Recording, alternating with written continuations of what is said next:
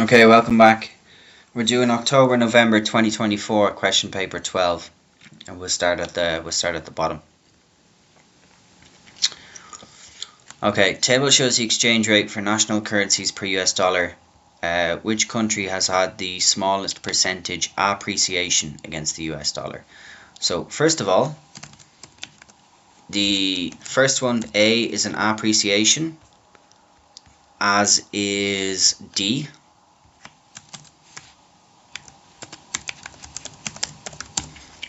B and C, they're both depreciations. They're losing their value against the US dollar. Now, which one has the smallest percentage? You can see pretty clearly that this drops by about 5% here, or appreciates by 5%, and then here, minimal. So clearly, the smallest percentage appreciation is going to be A. Okay, current account balance of payments question. Remember, it's balance of trade in goods, balance of trade in services, and then primary income and secondary income. In this question, they reference it net income, so that's primary and secondary together. What's their current account balance? So very simple. 12,000 exported minus 220, which was imported. That gives us minus 208. Minus 208, which is our balance of trade in goods and services, minus our secondary income. Because it's a negative figure, we minus it. If it's a positive figure, we plus it. Minus 223 million for the current account of Turkey.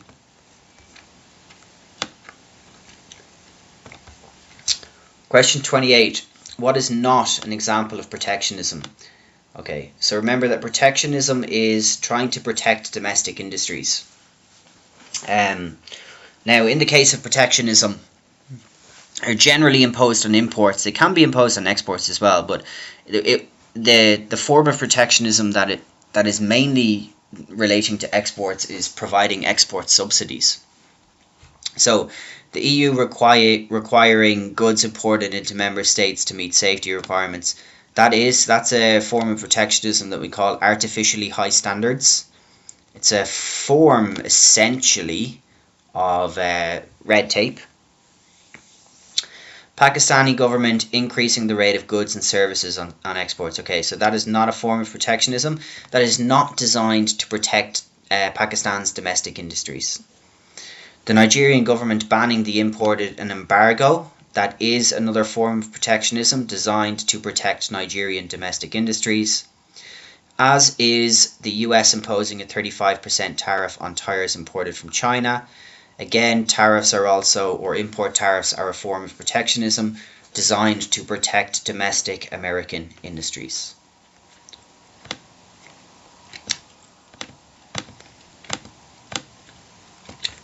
Table shows average price of exports and imports. Which combination of changes in export prices and import prices increase terms of trade from 100 to 210? Okay, so remember what the formula is. The formula is the index of export prices divided by the index of import prices multiplied by 100. Okay, so therefore, very simply, once you have the formula, because the export prices are on top, in order for the terms of trade to move from 100 to 110, we're going to have the 10% increase in average price of exports and the average price of imports remaining unchanged. Okay, it all comes down to the formula.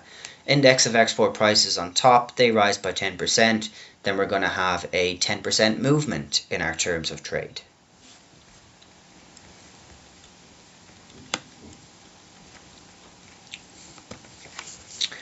Uh, 26. Which policy is most likely to reduce a balance of payment deficit without causing inflation? Okay, remember, to reduce a balance of payment deficit, what we want to be doing is we want our imports to come down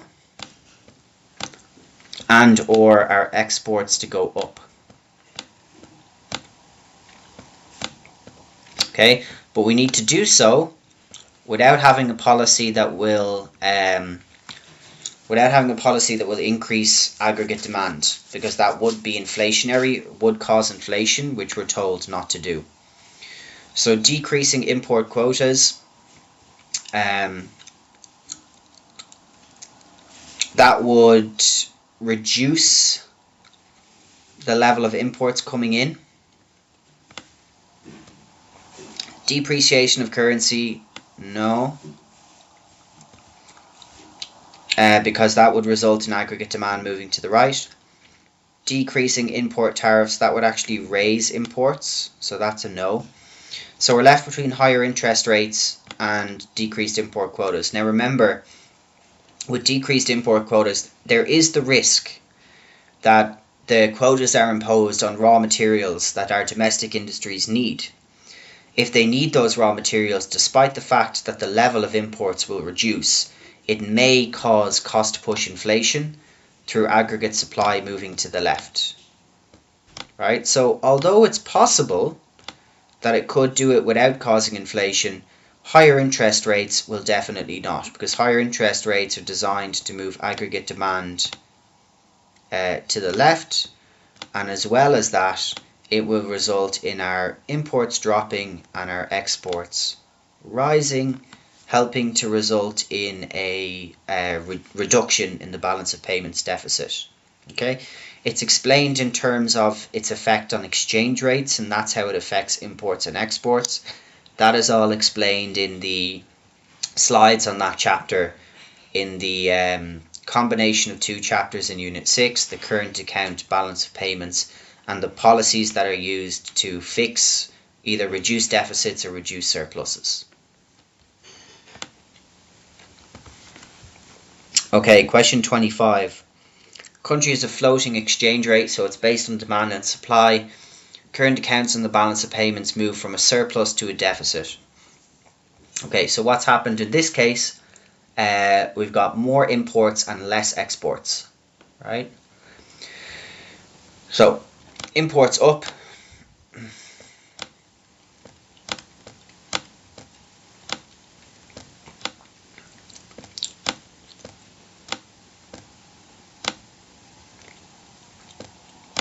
Exports down.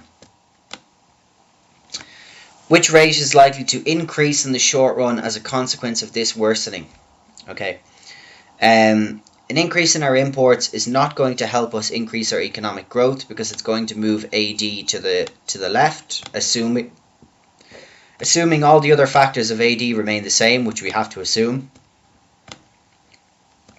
It's not going to increase our exchange rate. It's not going to increase our interest rate either, but it will increase our unemployment rate. As we produce less exports, the domestic firms have less need for employees because their output is reducing. So therefore, in the short run, as we move from a surplus to a deficit, and as the firms require less workers, there'll obviously be more unemployment. Now that may correct itself in the long run, but in the short run there will definitely be an increase in unemployment due to the fact that domestic industries are the one who are exporting, and they're going to need less workers as their exports are dropping. Effects on exchange rate and interest rate, again, you can go look at that same chapter that we just talked about in Unit 6. It explains all the effects of moving from a surplus to a deficit on exchange rates, on interest rates, etc. Okay, which circumstances would most help a firm to gain from a depreciation? Remember, depreciation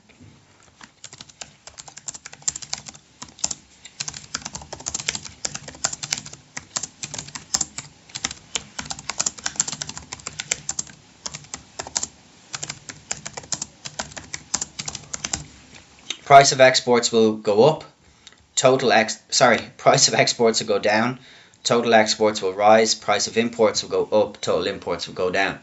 So what we're going to be looking for therefore, is we're going to want to be selling abroad,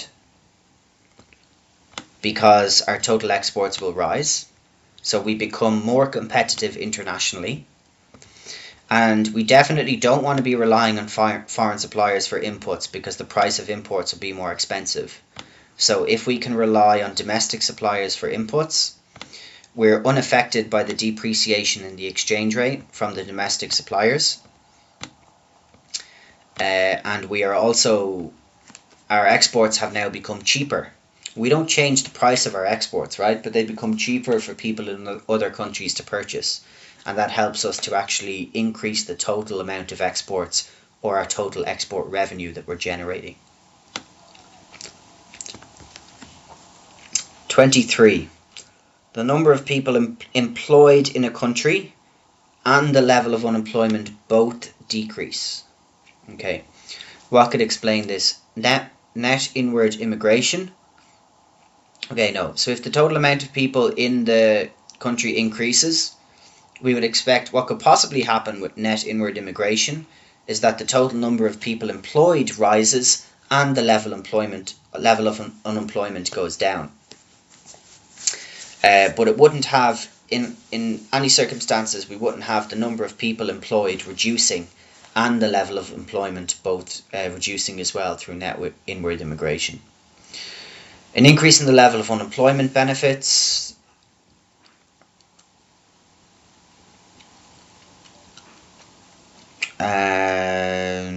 No. So again, if we have an increase in the level of unemployment benefits, sure, it can mean that the level of unemployment would be rising, not falling, because we're paying out more to people. Increase in the age at which state pensions are payable. Level of unemployment would not decrease. Level of employment may decrease, but the level of employment would increase. Because we're paying state pensions at a later stage, there'd be more people working. The labour force would increase because say the state pension moves from 66 to 68, people have to work for longer, so the number of people employed we would expect to rise. But if we have an increase in the number of university students, what we would have is less people working as more people enter university, and we would have the level of unemployment dropping because people who, for example, were previously unemployed are no longer actively seeking employment, which is the definition of employment, and therefore the level of unemployment may also drop as they're no longer considered to be unemployed once they enter full-time education.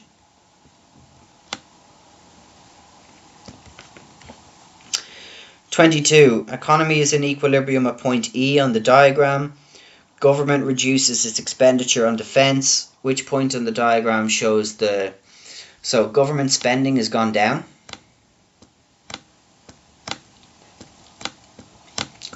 Government spending going down results in aggregate demand moving to the left.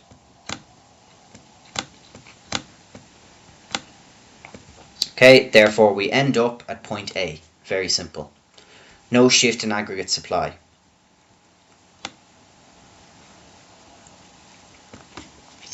Which supply side policy is likely to lower real output before raising it? Okay, so to lower real output before raising it, what we need to consider is that we're likely looking for one that will shift aggregate demand to the left, right? So if we increase spending on early years education, that's an increase in government spending. That would be AD right. That would definitely not lower real output. Same with increased spending on infrastructure. It's also a form of government spending. Aggregate demand would move to the right. If we provide subsidies to exporters, that is also definitely not going to lower real output.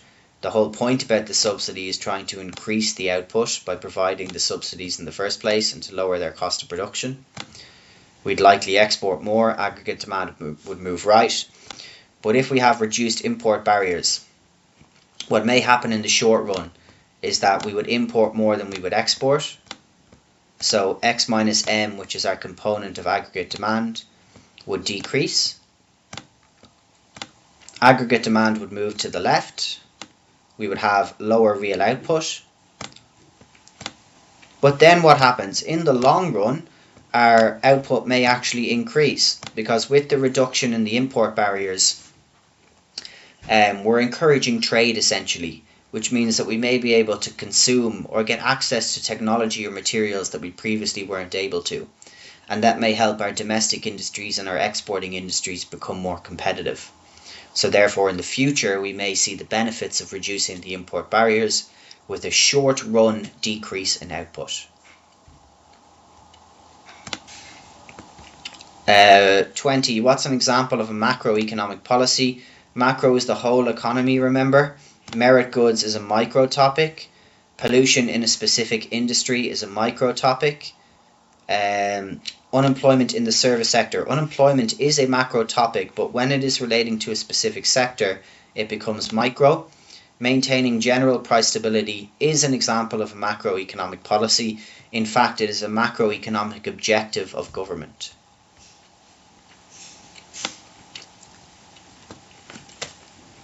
Question 19. In an economy with an interest rate of 4% per annum, the rate of inflation falls from 5% to 3% per annum. What will be a benefit of this fall? Menu costs will not fall to zero. Menu costs are to do with the inflation rate, which is still 3%. So they still have menu costs, the costs that are involved in changing their prices on their menus. People on fixed incomes will be better off. No, even though the rate of inflation drops, people on fixed incomes are still 3% worse off because inflation is eating away at the value of their fixed income. Savers will gain in real terms. Yeah, that's true.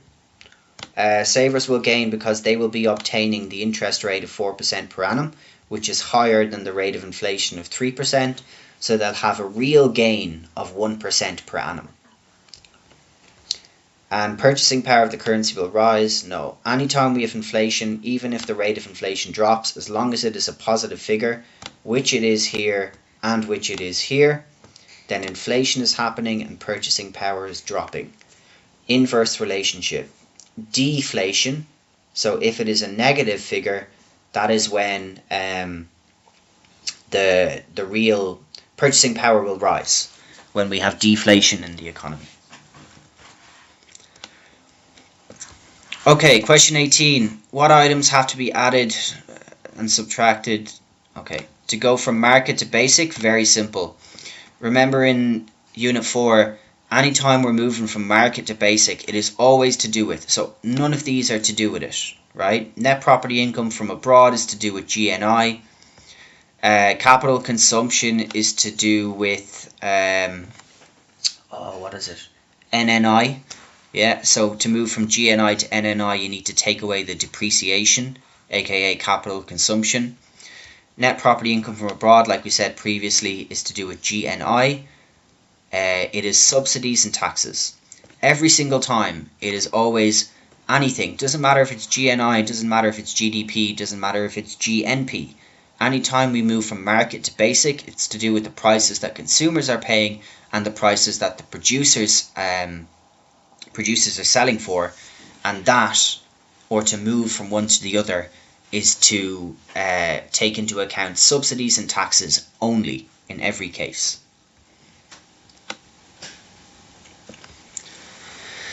Question 17. What is likely to move an economy's AD curve to the right?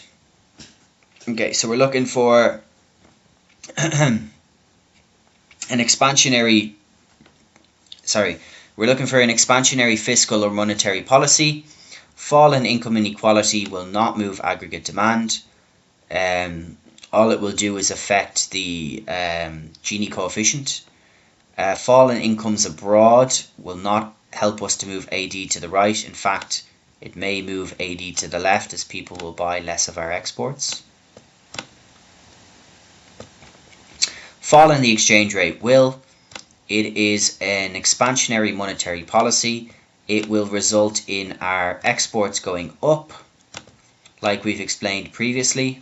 X minus M will rise, because X representing our exports will rise, M will drop as the price of them becomes more expensive, and our aggregate demand will shift to the right. Okay, and a fall in the government budget deficit. A fall in the deficit means that revenue rises, and it means that government expenditure goes down. Government expenditure is another component of AD, just like X and M in here, which means that aggregate demand will shift to the left as government expenditure drops. Okay, economy experiences rising unemployment due to incomes falling as a result of a virus pandemic. How can this unemployment be classified? Okay, that would be cyclical unemployment, right? It is due to a lack of aggregate demand. Okay, remember, frictional is short-term unemployment that results from a lack of provision of information. Seasonal is unemployment that happens in areas like tourism industry, for example, where certain areas rely on tourism during the summer and people are unemployed during the winter when there's no tourists. Structural unemployment can be regional or technological, where we have structural changes in the economy or in the industries due to changes in demand from consumers.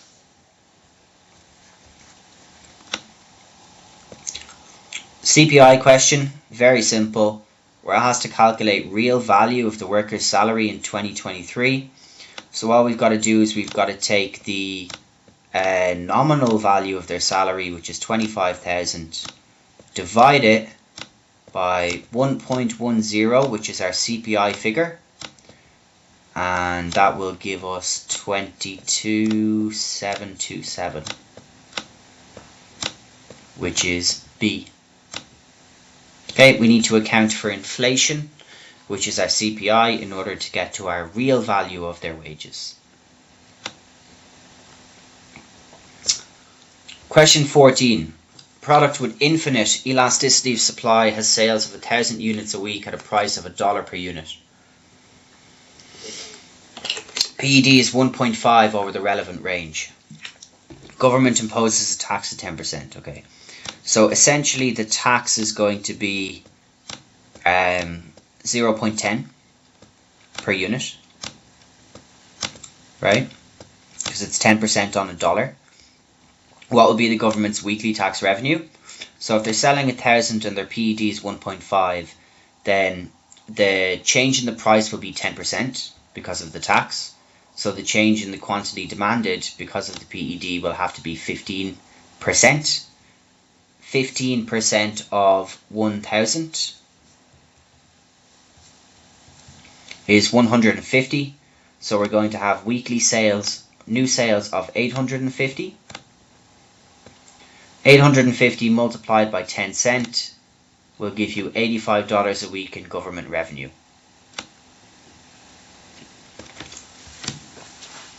Okay, question 13. Inequality in an economy can be categorized as either income inequality or wealth inequality. What is most likely to cause greater wealth inequality than income inequality? So when we're talking about wealth inequality, we're talking about assets or inheritance. Income inequality is pretty much as it says, it's to do with the value of their income. So increase in indirect taxation, that will not cause greater wealth inequality, it will cause greater income inequality. Increase in the value of property will, because property is an asset that we hold, right? It's a store of wealth, essentially. Reduction in the minimum wage would cause greater income inequality. And reduction in the rate of interest paid on savings could affect income inequality, unlikely to affect wealth inequality.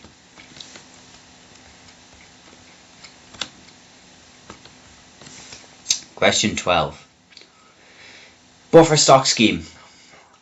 Okay, so in year one they purchase an amount to keep the price at OP. Okay, so they're purchasing this in here, right? In year one they're purchasing WY, right, or XY essentially. Now that means that we're here at this point before we get to year two, right? So in year two, how much more do we need to buy? we need to buy to move from where we've bought at the end of year 1, which is Y, to where we need to keep the price at the supply curve in year 2, which is Z. Right? So very simply, that is why. How much more will we buy? We need to buy YZ. Y is the point at which we finish purchasing to keep the price at that level in year 1. That's the amount of the supply that we've purchased to keep it at that price. Now we need to purchase the difference between what we did at the end of last year to what the supply level is now, which is from Y to Z.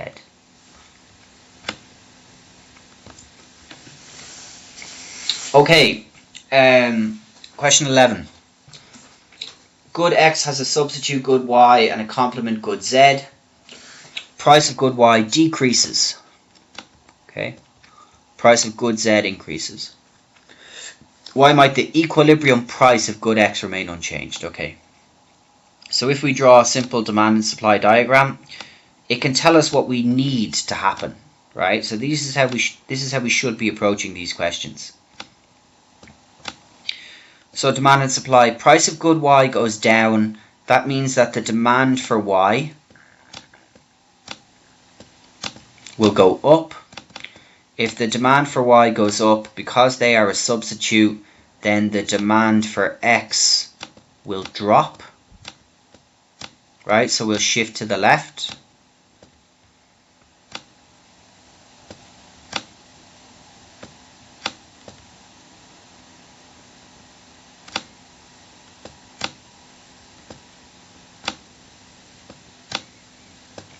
The complement also follows the same pattern. Price of the complement, which is good Z, goes up, then the demand for the complement will drop, and the demand for our product will obviously drop as well. So in order to keep the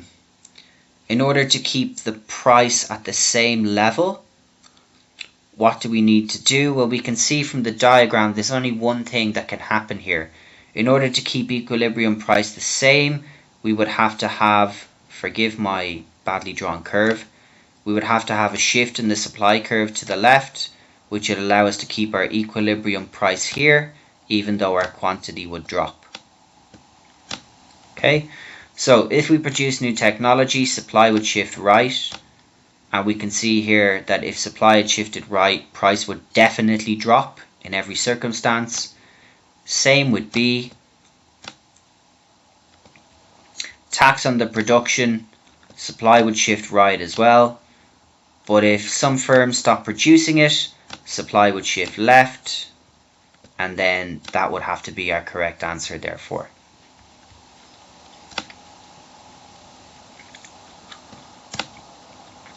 Okay, this is a difficult enough question, this one.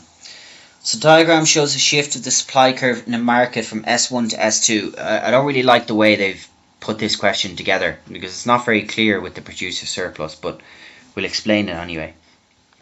So first of all, the consumer surplus initially would be this area here, right, before supply curve shifts. Okay, now after the supply curve shifts, we are left with the consumer surplus as this area that I'm shading in orange, which is area above price to the top of the demand curve. So therefore, what have we lost? We've lost S and we've lost T. Okay. Now, in terms of the producer surplus, our producer surplus used to be area to the bottom of the supply curve below equilibrium price, so it used to be UVW. Now, just because it's perfectly inelastic, it's not free. We're still charging a price, right? The new price is P2. This is our new equilibrium. So therefore, in order to have producer surplus, you keep the same theory. It's the area below the price to the bottom of the supply curve, right? So we've got S, S here, U, V, Z, because that's all to the bottom of the supply curve, right? So we can see here S plus T minus V, S plus D minus V? No. So that wouldn't include U, W, or Z. Whereas if we have S plus Z minus V, S plus Z, which is shown the area at the bottom, which we know that we need to include, because that's to the bottom of the supply curve, minus V, we take out V, because V is now no longer part of the surplus.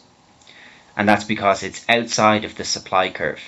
Remember that it has to be inside the supply curve in order to be in the producer surplus. It's the area to the bottom of the supply underneath the price.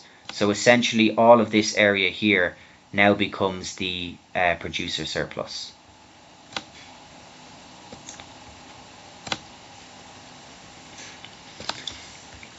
Okay, 9.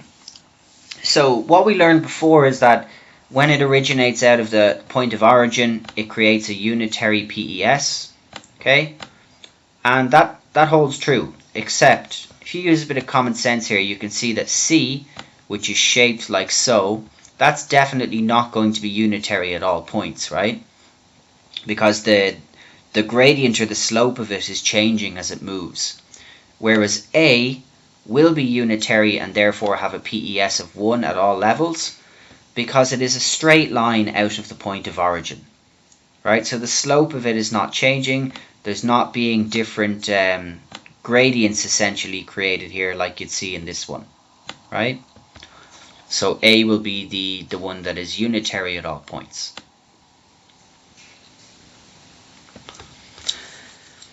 Okay, what is most likely to cause the demand curve and inferior good shift to the right? Remember, demand curve and inferior good doesn't follow the normal pattern that we know. Demand for inferior goods will increase when people have less income. So if you have a rise in consumer incomes, the demand for a normal good would increase, but for an inferior good it would drop. Sales tax still has the same effect. It will shift the supply curve to the left. Rise in the price of a complement will still have the same effect. Demand curve would go left. Okay, if we have a rise in income tax, inferior goods, remember, are low quality goods, and they have an inverse relationship with income, whereas normal goods have a positive relationship. Normal goods are income up, demand up. Inferior goods are the less income you have, the more you're demanding of the inferior goods. So a rise in income tax will provide people with less disposable income, which will make them switch from normal goods to inferior goods because they're cheaper and lower quality, and therefore they can purchase more for the value of what they're buying. Question 7. This actually this comes back to what you learned in IG, right? Now, firm uses a labour-intensive process, so the key is in here, the labour-intensive process. Remember, labour-intensive generally means that it's unskilled workers that are doing the work. Okay? And also, what you need to remember is that unskilled workers generally make the PES elastic. Skilled workers make it inelastic because they're harder to obtain, right? So it's harder to get a skilled worker than it is to get an unskilled worker. So if the level of unemployment here to be most price elastic is high, that will make it elastic because they'll be responsive to the job opportunities that are being provided, right? So they will join the firm quickly, as well as if they're unskilled, that is associated with the labour intensive process. Capital intensive process could be associated with skilled labour, for example.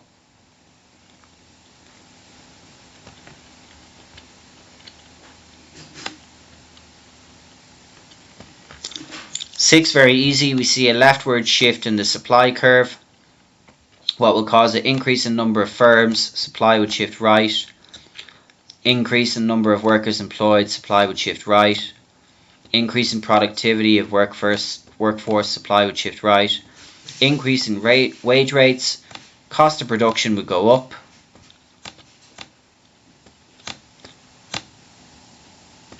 And supply curve would shift left, which is what we're looking for. So D, simple and straightforward, correct answer there. Okay, question 5. What increases as a result of the change from PQ to PR? Okay, so price has nothing to do with it. So if we see here from PQ to PR, we can see that we can now produce more private goods, right? So very straightforward. In that case, therefore, there will be an increase in the opportunity cost of public goods, because our private goods we can now make more private goods in terms of our public goods, so the opportunity cost of those public goods will rise.